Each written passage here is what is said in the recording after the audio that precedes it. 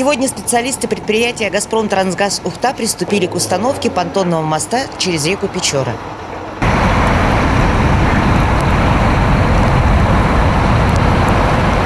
Из-за теплой погоды река встала только 3 дня назад. Хорошо, что долго ждать не пришлось. И как только толщина льда достигла установленных критериев, работники дорожного участка начали монтаж переправы. Благодаря им горожанам не приходится длительное время оставаться отрезанными от центра.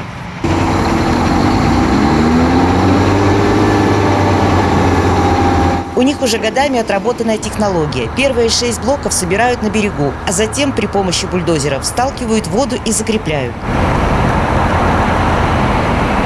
Дальше с помощью кранов укладывают по очереди все последующие 130 штук. Сложный технологический процесс занимает максимум 4 дня. Все зависит от погодных условий и от толщины льда, от техники, как все сработается. Потому что если ударят морозы сильные 40 градусов, техника не будет работать. Или поднимется ветер сильный свыше 20 метров, работа тоже останавливается. При толщине льда меньше 10 сантиметров работа тоже останавливается. Вот такие технологические и природные явления влияют на работу. А так от нас все зависящее мы сделаем. Уже больше месяца в Уктыле и в Уктыльском районе введен режим повышенной готовности. И все это время на переправе дежурят сотрудники спасотряда. Их задача – не допустить аварийной ситуации. Мы не можем запретить людям переходить реку.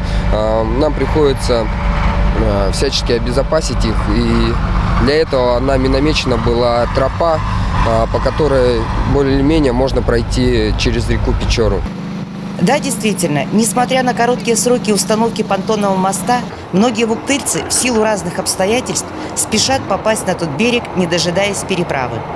Очень неудобно, что в нашем городе отсутствует мост, и в связи с этим приходится испытывать такие трудности, как вот рисковать своей собственной жизнью, переправляться через реку непонятно как и непонятно каким способом. Переправа не работает, понтоны еще не установлены, а работа прежде всего, и приходится переправляться.